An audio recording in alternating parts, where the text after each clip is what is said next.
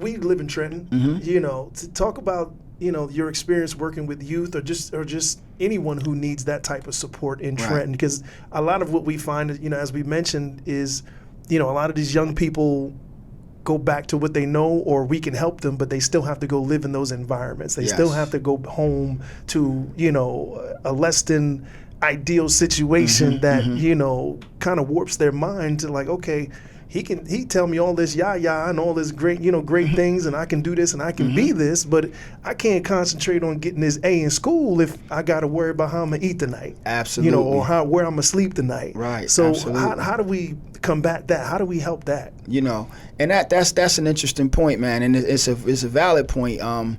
In order to influence someone, you have to first come where they are. And I like to use the analogy of the giraffe and the turtle. They both are in different positions, right? And it's not that anything is wrong with the turtle. He's just operating from the level he's on. And my goal is to come where they are and understand why they are. And you're right. Some of them grew up in fragmented situations where the environment wasn't conducive for elevation. So we start to fill in those gaps, and that's what I did at Youth Build at Isles. A lot of these young people that I came across were headed on the same path I was headed in. So we had to begin to give them tools and also teach them how to overcome the environment by helping them to create their own environment. And that's a challenge because it takes a willing participant and it takes a patient farmer. Like my dad was for me. I was like that bamboo seed that was a hard seed to crack. But like a bamboo seed, they said it almost takes 5 years to crack. But it takes a constant watering that seed and understand that it's, even though you don't see the results right away, it's still germinating under that ground. That seed represents being in those dark moments that we all, are in our lives, but we realize that we're not buried, we just planted.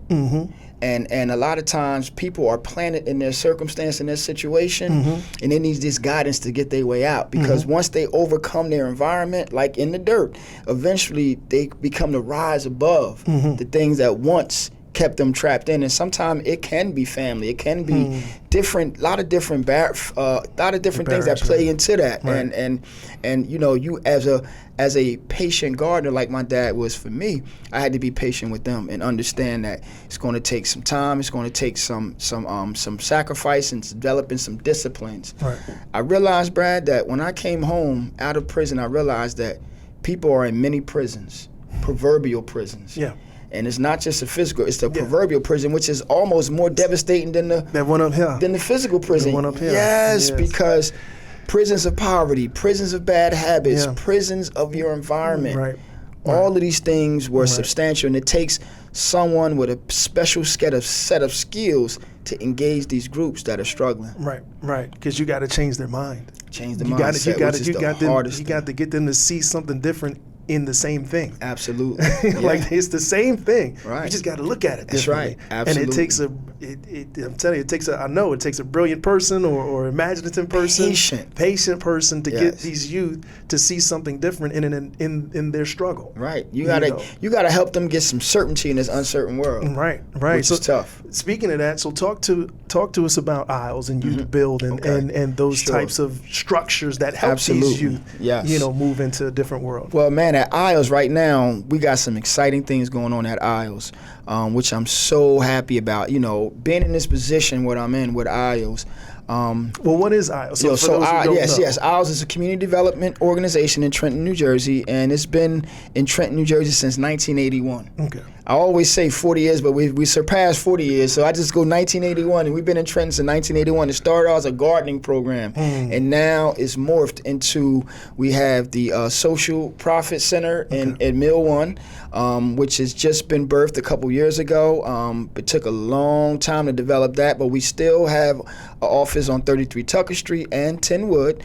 Where I am at the Center for Energy and Environmental Training, we also share space with community development and planning. And what's fascinating right now, Brad, what we're going through right now, in my department, we have funding through the governor's office called this bridge funding. Okay. And the bridge funding is really helping relieve barriers, right? Driver's license restoration, which is, I know for returning citizens, that's a major barrier. Not even returning citizens, people, period. So we're able to relieve that barrier and also offer other support services that will help them be in a good position. We also have the Financial Opportunity Center that's under Community Development and Planning, and they have programs to really help guys that come out, get an intake, get some job coaching, get some financial coaching, set some financial goals, and all of these things will help them not just get a job, but also keep a job. Because I realized from my coming home from incarceration, I realized me getting a job was one piece, but then I had to learn how to develop healthy relationships and deal with that part of it, self-care, financial stuff. See, all of that stuff I had to learn through trial and error with that stuff. You know, getting a job was one thing, but now that part I had to make some mistakes. But in making those mistakes, I realized that that's part of the teaching. Because when you make mistakes and you overcome, you become a teacher now. You can teach folks how not to make that mistake, because, you know, and that's where it happens. So these support services are right on time because the city needs it. And our work in energy and environmental, we have a lead program to end childhood lead poisoning, where I train contractors to go into homes. We also have a weatherization program that supports New Jersey's New Jersey's carbon footprint. So New Jersey is moving towards electrification, but we have to really work on the existing homes that we have that are dilapidated, make it healthy, and then make it energy efficient. So that also creates job opportunities. So, but the job opportunities are not, it won't happen if the folks haven't been made whole. So we have a holistic approach for the house. Now we're having a holistic approach for the people. For the people, which I'm excited about. I just recently got approved to do training through the city of Trenton through their Returning Citizens program. Congratulations. Thank you. And now I get to actually work firsthand with returning citizens. And IOS has given me the platform to do it at their facilities and connect these guys to all of these services. So what's that look like? Where's that going to be at? Yes. Like, talk about that. Right. So we're going to be doing the training for returning citizens in November.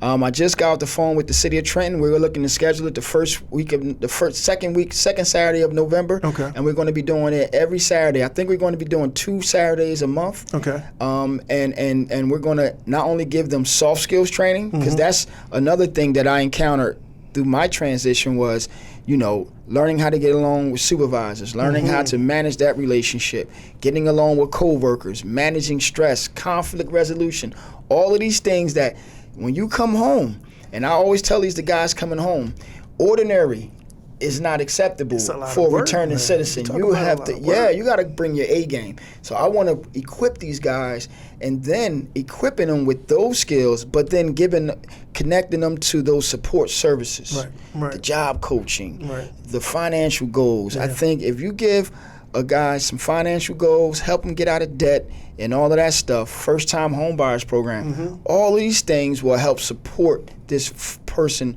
getting a job, keeping a job, and also managing their money. All of those things are important, so I'm really excited about that. All right, and how can they find out about the program? Where can there's a phone number? You can email me at athomas@ios.org, or you can call me at 609-672-2311. We're going to be putting out a flyer. To these networks, and I have a whole bunch of networks in the reentry world from my work, doing this work over the years. So I'm going to be plugging out, but we're going to be putting out a flyer. The city of Trenton is going to be putting out a flyer as well, advertising this work, because we want to get these guys that are returning citizens and are struggling to come get this training and connect it to these resources. Gotcha.